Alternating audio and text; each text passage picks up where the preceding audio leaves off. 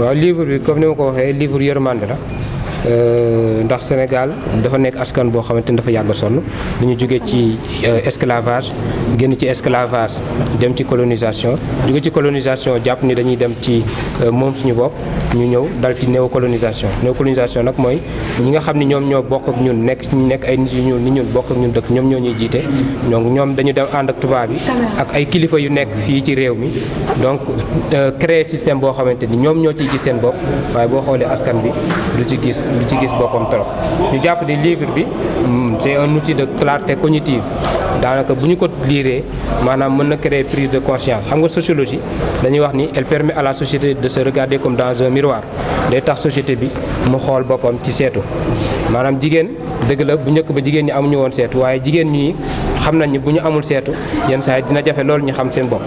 mën a génne seen tâche yi donc loolu solo boobu la sociologie am ci société mooy day fexe rek fexe ba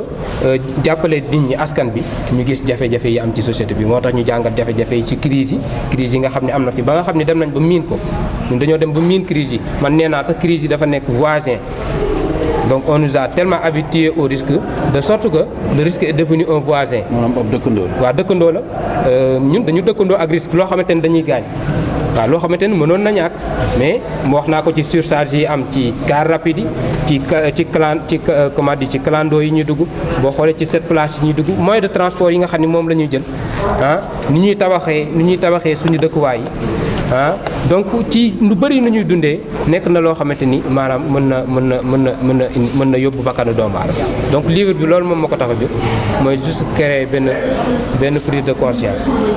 ci askanu Sénégal donc bu ko defee ñu xam jafe-jafe yi nga xam ne ñoom la ñu nekk donc ñu mën a découvrir yenn paradoxes yi donc ñu mën a xam mën a ràññatle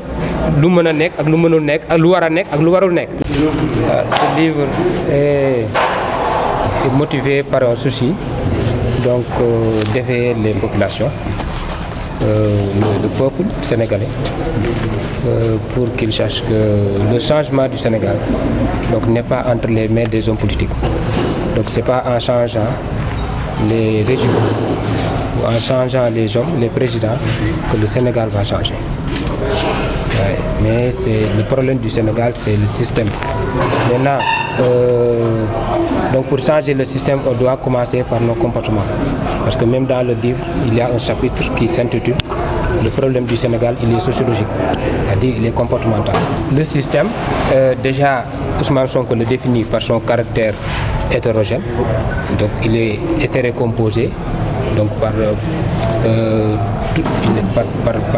toutes les catégories socio-professionnelles, donc par les religieux, par les politiques, par les communicateurs traditionnels, donc qui profitent de ce système et qui ne veulent pas que le système change. Il y a aussi, comment il s'appelle encore, Dr Cheikh Dianté, qui a défini le système par son caractère reproductif, c'est-à-dire pour lui le système se reproduit. Donc d'époque en époque, d'année en année, donc c'est les mêmes pratiques, c'est les mêmes hommes. Et nous, on l'a défini par son caractère sociologique, ancré et obligatoire. C'est-à-dire la manière dont fonctionne actuellement le Sénégal, ça s'impose à tout le monde. Ça s'impose à tout le monde. Il y a des lois qui sont votées. C'est pourquoi même dans le livre, je dis qu'au Sénégal, nous avons des lois sans justice. Nous avons des programmes et des projets de développement sans prospérité. Nous avons des réflexions, nous avons des séminaires surtout sans réalisation concrète. Et c'est ça qui fait que nous vivons un paradoxe au Sénégal. Donc nous sommes un pays riche de son sous-sol, mais nous sommes pauvres. Mbaye Dieng mooy dama xawoon gis ne peut-être su jàngee tuuti rek dañu yaakaar ne dafay liggéeyal bu keneen loolu laa bañoon mais dama ko ne toujours que sénégalais yi da ngeen tàmm di critiquer suñu système bi dafa fekk yéen tam voyagé wu leen parce que ku voyagé ba gis bitim réew léeg-léeg ñun sax ma dajak Burkina ba ñu ne ma abal nañu Sénégal ñu abal leen Burkina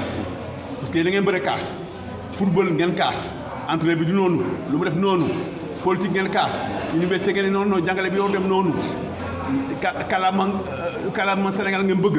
te pourtant kalaama Sénégal ñu koy jàngale université de Dakar te bëriwul mais ba yeneen université yi amul loolu moo tax vie politique Sénégal xaw a métti parce que politiciens yi duñu lakk suñu kàllaama su ñëwee rek fii maa ko moom ñu romb parce que amuñu seen programme de projet société ak seen programme économique kenn du ko déroulé kenn du ko waxee bon moo tax ñu yaakaar ne système bi moo baaxul bon système bu baaxulee xam nga tubaab buy topp tubaab yi nee nañu institution yi ñooy tax démocratie gën dëgër naam dëgg la institution mooy tax démocratie dëgër mais bu ñu fàttee ni àdduna musul am ñaari démocratie yu niroo amul fenn àdduna ba pare rax si dolli amul dara loo xam ne ki àdduna dafa parfait tubaab bi nee nañu nul n'est parfait donc dara machine boo xamee day yaxu nga koy tabaat di defaraat mais kii bi système bi la mais bu yaakaar ne système bi nag mooy da ngay bale yëpp nga indi ñu bees da ngay sol sa bopp ba dem sa ba yaakaar ne que religion musulmane mun a gouverner déedéet bu ñu fàttee ñu ngi laïcité bu ñu fàttee mukk ñu ngi laïcité état laïque lañu nekk nii xanaa catholique bëgguñu dara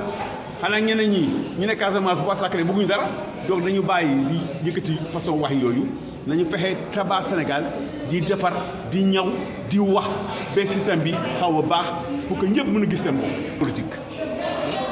bu ngeen politique lee doole am état wala am leen état ñi am doole ñooy not ñi amul doole moo tax ñu ne les plus forts vont écraser les plus faibles l'homme est un loup pour l'homme tubaab wax nañu ko de te sénégalais bi ma gis nii il est versatile loolu may lan sénégalais bu la waxee gauche jaar na droite yàgg naa ko wax toujours ñi mais di ko gëm sénégalais mooy koo xamee puusal ma ñëw toog loolu may liggéeyam mais du mun na am sax même ki association yi ndaw sax nga commencé liggéey tuuti rek ñu commencé ne baaxul liggéeyul non sénégalais mu mel suñu jukko moo baaxul te gis nga àdduna il faut ñu jëf ñi bàyyi wax bi ñuy jëf di lëkkaloo di xëccandóor di dóorandóor suñu xoolee même direction comme ni ñu xooloon équipe nationale bu njëkk Cameroun gis nga indi nañu coupe bi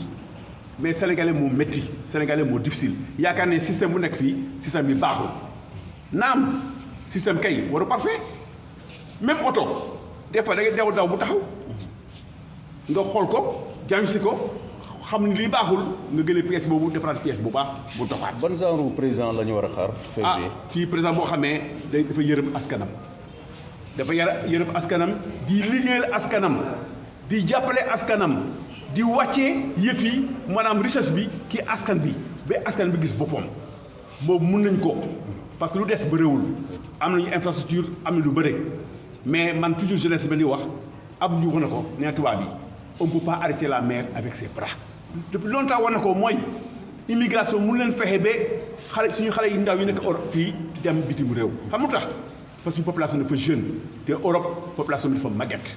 ñoom seen bopp sax ñooy provoqué Afrique pour africain mën dem foofu après nag suñu commencé bëri nag ñu gis seen bopp commencé di ne non dañuy freiné te mënuñu ko adduna bu adduna tukki bi léegi ñi la ñuy tukki rek kenn mënu fexe ba ñooñu kenn du tukki adduna mais nag da ngay tukki ki anam yu baax parce que man dem naa Espagne gis naa fa ñu bëre ay Madrid ay Barcelone gis naa fa Sénégalais yu bëre ay même instituteurs yu bëre yoo xam ne dañu bàyyi yaakaar ne ñoom gën a muus moodu yi dem nañu fa càng nañu fa bàyyi seen liggéey fii dem fële billaay man su ma amoon 5 millions du ma dem immigration clandestine damay def suma commerce fii ubbi suma boutique liggéey bàyyi seen 3T ñuy wax tukki Touba terle yooyu ay caaxaan la. yaakaar mën ni na am foo nekk boo gëmee yàlla nga gëm sa métier di si tekki mais nag bu fekkee da nga bëgg a topp ñeneen ñi yaakaar que ñooñu ñëw na ki ñëw na tabax étage 2 étages 3 étages te xamuloo xaalis bi fu mu ko jëlee ak la ko jëlee da ngay sonn sa bopp rek. merci lu mel ni ñaan mooy fexe leen xale yi ngeen jàng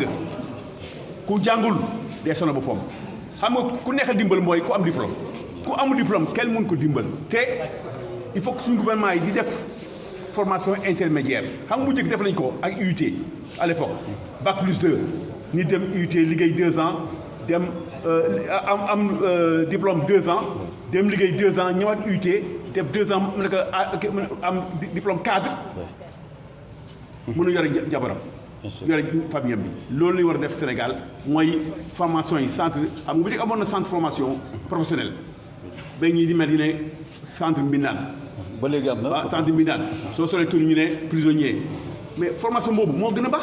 parce que fii société bi am na ñoo xam ne mënuñu dara bëgguñu école comme bëgguñu école il faut ñu wuti métier ku amul métier da ngay sonn sa bopp ku amul liggéey sax da ngay sonn sa bopp waaw kon ñu fexe nga soo am la liggéey sax nga am métier mais nag toog nii rek amul dara risque bu mag la. Merci beaucoup, professeur. Autant les solutions de sortie de crise sont excessivement compliquées. Donc il ne faut pas que nous leurrons la population, il ne faut pas que nous trompons la population, il faut que nous comprenions effectivement que c'est très important de partir à l'heure actuelle des partenariats gagnant-gagnant. Renforcer l'axe, la coopération sud-sud, de plus en plus sud-sud, et ne jamais oublier aussi que le Nord existe. Donc autant jongler, comme le dit nos chefs d'État, jongler jusqu'à ce que nous trouvons la plénitude de nos moyens pour essayer de travailler avec beaucoup d'intelligence avec les pays du Nord. Une dernière question. Dans 2 mois, jour pour jour, le Sénégal va à une présidentielle quand même très importante. Aujourd'hui que le président sortant ne se représente plus, aujourd'hui, selon vous, quel type de président les Sénégalais devraient-ils attendre au soir du 25 février? Bon, je disais depuis presque 6 mois que je n'allais pas me prononcer sur la vie politique sénégalaise, étant entendu que les gens ne comprennent pas les enjeux qu'il y a autour, les gens ne comprennent pas non plus notre rôle, qui est de permettre aux populations de se faire une opinion. C'est ça notre rôle en tant que sociologue politique, c'est de préparer les populations à se faire une opinion pour prendre les meilleures décisions possibles. Malheureusement, depuis quelque temps, il est quasiment impossible de se prononcer sur un sujet. Mais en réalité, il faut que ce soit un Sénégalais qui prenne en compte la demande sociale. Et quand je dis demande sociale, c'est d'abord la jeunesse. Mettre en place des politiques qui permettent justement de pouvoir faire travailler les jeunes. Parce que l'avenir d'une nation se bâtit toujours autour des jeunes.